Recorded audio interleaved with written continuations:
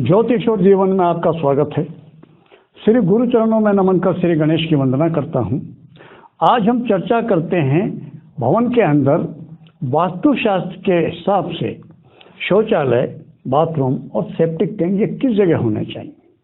पिछले वीडियो में हमने रसोई घर के बारे में चर्चा की। रसोई का सीधा संबंध है भोजन से। हमारा शरीर जो कुछ हम खाते हैं उसमें से जो भी शरीर के लिए उपयुक्त हैं, जो पोषक तत्व हैं, उन्हें स्वीकार करता है शरीर, और जो विजातीय पदार्थ बचते हैं उन्हें मलमूत्र के रूप में शरीर बाहर निकाल देता है। इस कार्य के रूप में शरीर बहुत बड़े धर्म का पालन कर रहा है। यदि इस धर्म में थोड़ी सी गड़बड़ हो जाए, किसी का मलमूत्र रुक जाए, प्राण पर संकट आ जाते हैं। इसलिए साधु संत उस स्थान को जिसे हम शौचालय कहते हैं उसे धर्म क्षेत्र कहते हैं। चर्चा करते हैं आज इसी पर कि मकान में यह शौचालय, यह धर्म क्षेत्र किस स्थान पर होना चाहिए। उस स्थान पर हमारे शरीर का सबसे जो गंदे पदार्थ हैं, मलमूत्र के रूप में जिसे हम त्यागते हैं, निश्चित रूप से वो पूरे मकान में निकलने वाले सबसे बड़ी गंदगी है। और ईशान कोण सबसे पवित्र स्थान माना जाता है। वहाँ देवताओं का स्थान माना गया है, वो जल का स्थान माना गया, जो प्रत्येक दृष्टि से शुभ और स्वच्छ पवित्र रहना चाहिए। इसलिए बहुत ही स्पष्ट सी बात है कि किसी भी कीमत पर ईशान कोण में तो लेट बाथ ये नहीं बनना चाहिए। इनके लिए सर्वाधिक उपयुक्त स्थान है नैऋत्य कोण, दक्षिण दिशा, आग्नेय कोण, वायव्य, पश्चिम। इन दिशाओं में लेट बाथ बन सकते हैं। आज के समय में सुविधाओं को देखते हुए अटैच लेट बाथ की बहुत व्यवस्था है। प्राय कमरों के जो बेडरूम है उसी के साथ जोड़ करके अंदर लेट बाथ की व्यवस्था की जाती है। कोशिश की जानी चाहिए कि बेडरूम के ईशान कोण में वो लेट बाथ नहीं बने।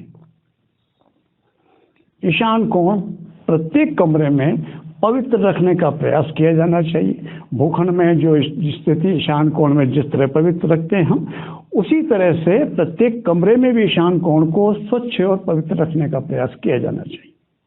तो निश्चित रूप से बेडरूम का ईशान कोण इसके लिए वर्जित है। अब और वायु में, नैऋत्य में, दक्षिण में, पश्चिम में कहीं भी बनाया जा सकता है। ब्रह्म क्षेत्र में भी किसी कीमत में भवन के भूखंड के मध्य में नहीं बनना चाहिए। अब सेप्टिक टैंक वो कहाँ बनना चाहिए। निश्चित रूप से ईशान कोण में प्रत्येक दृष्टि से निषेध, किसी कीमत पर नहीं होना चाहिए। यदि हुआ तो गृह स्वामी के लिए बहुत खतरनाक होता है, उस घर के आर्थिक स्थिति के लिए बहुत नुकसानदायक होता है। नैऋत्य कोण के लिए वास्तुशास्त्र का निर्देशक वो हमेशा ठोस होना चाहिए, ऊंचा होना चाहिए। तो सेप्टिक टैंक वहां भी नहीं बनना चाहिए। वायव्य कोण में उत्तरी दीवार से थोड़ा जगह छोड़ करके, आग्नेय कोण में पूर्वी दीवार से हट करके, अर्थात उत्तर और पश्चिम की दीवार, वायव्य कोण में उत्तर और पश्चिमी उन दीवारों के उनको उपयोग करके नहीं बनाना चाहिए। 3 दीवारें अलग से बननी चाहिए। ऐसे ही अग्नि कोण में पश्चिम और पूर्व की और दक्षिण की दीवार को उपयोग करके नहीं बनाना चाहिए। पूरी दीवार से हटकर 3 दीवारें अलग बना करके सेप्टिक टैंक बनाना चाहिए।